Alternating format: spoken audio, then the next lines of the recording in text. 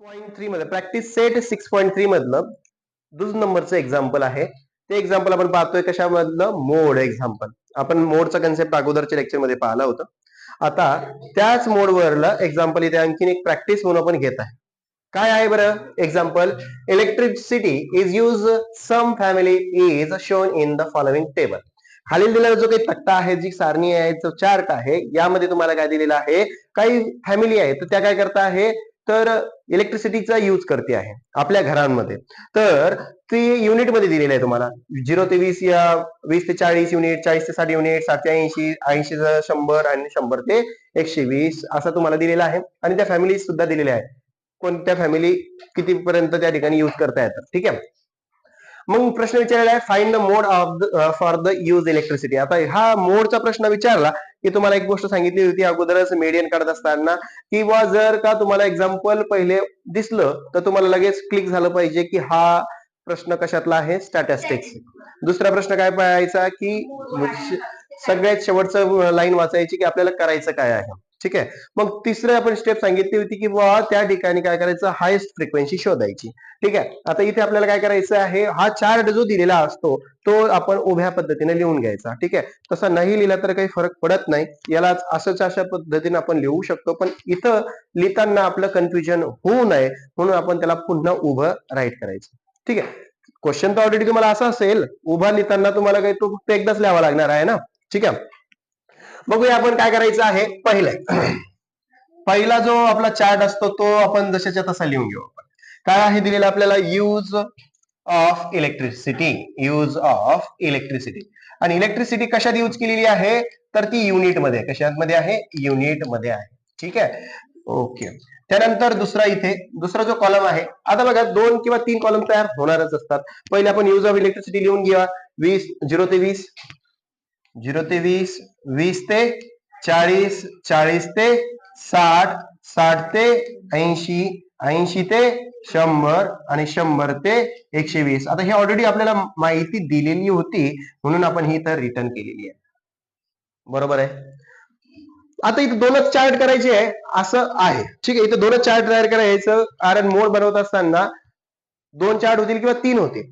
पण पहिले हे लिहित असताना पहिला जो आपण कॉलम लिहितो त्या कॉलम मध्ये तुम्हाला एक लक्षात यायचं आहे की गिव्हन डाटा हा एक्सक्लुझिव्ह आहे का इन्क्लुझिव्ह आहे. मला सांगा, हा डाटा एक्सक्लुझिव्ह की इन्क्लुझिव्ह? एक्सक्लुझिव्ह आहे का नाही. म्हणजे या ठिकाणी जिथून सुरुवात होते, जिथून एंड होतोय तिथूनच सुरुवात होते. 0 ते 20, 20 ते 40, 40 ते 60, 60 ते 80, म्हणजे जिथून एंड झाला म्हणजे ती एक्सक्लुझिव्ह. आपण कधी एक्झाम्पल सॉल्व्ह करत असताना इन्क्लुझिव्ह मध्ये सॉल्व्ह करत नाही, एक्सक्लुझिव्ह मध्ये सॉल्व्ह करत असतो. जर गिव्हन डाटा इन्क्लुझिव्ह मध्ये असेल तर त्याचं कन्व्हर्शन आपण एक्सक्लुझिव्ह मध्ये करतो. म्हणजे जो लोअर व्हॅल्यू असते त्यातमधून आपण 0.5 मायनस करतो आणि अप्पर व्हॅल्यू जी असते त्यातनं 0.5 ऍड करतो आणि मग आपल्याला एक्सक्लुझिव्ह डाटा मिळत असतो. मग तो नवीन एक कंटिन्युअस जो डाटा आहे, कंटिन्युअस डाटा इथं आपण तो लिहित असतो. मग याचा आपण यूज करत नसतो, आपण कंटिन्युअस डाटा यूज करतो. हा चार्ट आणि इकडे जो आपली फ्रिक्वेन्सी लिहिली आहे तर या दोघांचाच आपण विचार करतो, याचा विचार करत नाही. ठीक आहे. इन्क्लुझिव्ह असताना इन्क्लुझिव्हचं कन्व्हर्शन या चार्ट मध्ये एक्सक्लुझिव्ह करतो आणि आपली फ्रिक्वेन्सी जशी असते मग या दोघांचाच आपण विचार करतो मोड काढताना. पण इथं असं काही तिसरा कॉलम तयार करायचं गरज नाही. तिसरं गरज का नाही आहे, कारण ऑलरेडी दिलेला जो डाटा आहे तो एक्सक्लुझिव्ह असल्या कारणाने आपल्याला 2च कॉलम्स या ठिकाणी करता येतील. आता दुसरा जो कॉलम आहे, number of families. Number of families.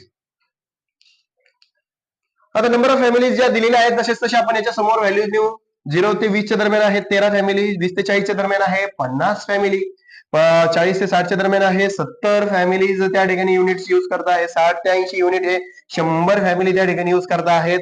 80 ते 100 च्या दरम्यान 80 फॅमिलीज आहेत आणि 100 ते 20 युनिट हे 17 फॅमिली युज करत आहे इलेक्ट्रिसिटीचं. ओके.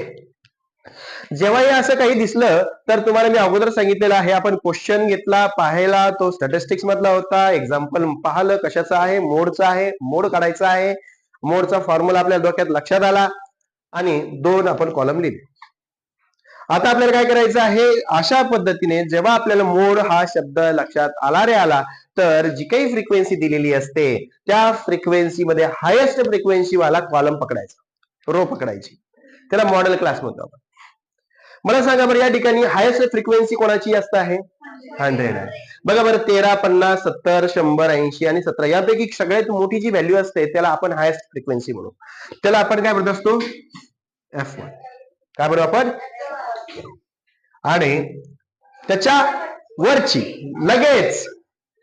लगतच लागून preceding above the preceding, okay, that is the F0. हिला आपण म्हणत असतो F0. ज्या काही व्हॅल्यूज तुम्ही लिहिता आहात त्या आपण नोट डाऊन करायच्या, जेणेकरून आपल्याला काय होईल हे माहिती. आता इथं लिहायचं हेअर दी हायेस्ट फ्रिक्वेन्सी किती आहे? 100. तर मग 100 अशा कारणाने is 100. So the model class काय राहील? मग याच्या दरम्यान जो असलेला जो काही क्लास असेल त्याला आपण मॉडेल क्लास म्हणतो. म्हणजे हा काय राहील? 87 हा त्याचा मॉडेल क्लास राहील. असा हा जो तक्ता आहे that is the model class. Okay, model class काय आहे? 60 to 80 हा मॉडेल क्लास आहे. 60 to 80. ओके, आता 60 काय असेल त्या मॉडेल क्लासचा? Lower limit of the class, model class. Lower limit of the model class. म्हणजे या ठिकाणी बघा F1 काय भेटलाय तुम्हाला इथे? Highest frequency 100. काय भेटली तुम्हाला? 100. या 100 पेक्षा लगतच लागून त्याच्या वरची जी व्हॅल्यू असते, प्रिसिडिंग व्हॅल्यू जी असते, त्याला आपण काय म्हणत असतो? F0. ठीक आहे, दॅट इज द 70. किती आहे? 70. त्यानंतर किती दिली तुम्हाला? त्याच्या समोरची सक्सिडिंग म्हणजे त्याच्या लगतच लागून पुढची, ही लगतच लागून मागची F0, आणि ही F1 च्या लगतच लागून पुढची तिला आपण म्हणतो F2. काय म्हणत असतो? F2 दॅट इज द किती भेटली तुम्हाला? 80. ओके, आता त्या मॉडेल क्लासच्या बाबतीत विचार करायचा आपल्याला. मॉडेल क्लास काय आहे? 60, 80 जो आहे याच्या दरम्यान या व्हॅल्यूला आपण लोअर व्हॅल्यू करत असतो, दॅट इज अपर व्हॅल्यू. या व्हॅल्यूला L म्हणणार आपण. L इज इक्वल टू किती? 60. ओके, आणि तुम्हाला माहित आहे H काय आहे? That is the interval. Model class मधला इंटरवल असतो. 80 आणि 60 मधला इंटरवल कितीचा आहे? 20 चा. 80 मधून 60 गेले 20. म्हणजे H ची व्हॅल्यू काय भेटली तुम्हाला? 20. काय भेटली तुम्हाला? 20 भेटली. ओके, अजून काही व्हॅल्यूज घ्यायची आहे का आपल्याला? नाही.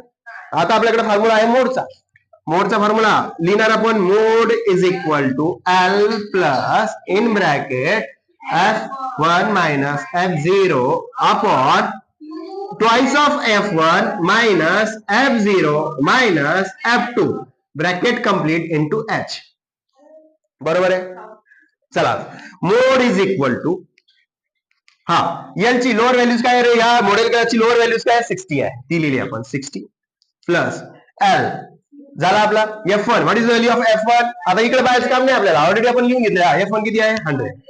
100 minus what is value of F0? 70 upon twice of इथे काय रे? F1 ची व्हॅल्यू किती भेटली आपल्याला? 100 मायनस F0 ची व्हॅल्यू किती आहे? 70 मायनस F2 ची व्हॅल्यू काय आहे? 80. Okay, in bracket into H काय आहे? 20. H काय आहे? 20. झाला आपला फॉर्म्युला, सगळं व्हॅल्यू टाकल्या. तर इथे आपण लिहिणार मोड इज इक्वल टू 60. पहिले या ब्रॅकेट मधले कॅल्क्युलेशन करून घ्यायचं, मग मल्टिप्लिकेशन करायचं, मग ऍडिशन करायची. ठीक आहे. 60 प्लस या 60 ला हात लावायचा आणि जोपर्यंत ब्रॅकेट सॉल्व्ह होत नाही तोपर्यंत 100 मधून 70 गेले 30. 30 भागेला अपॉन 2 गुणिला 100 200. 200 आणि हे वजा 70 आणि वजा 80 आहे, म्हणजे किती होतील? 80 आणि 70 150 मायनस 150. ओके, इन टू किती रे? 20. ओके, आता मी तर समोरवरती घेतो इथे. बघा आता mode is equal to 60 plus खाली येतोय इथं. Mode is equal to 60 plus 30 upon 200 मधून 150 गेले 50. 50 गुणिला किती? 20. आता इथं कटतो बघा, हा एक 0 काढला, हा 0 काढला, बरोबर आहे.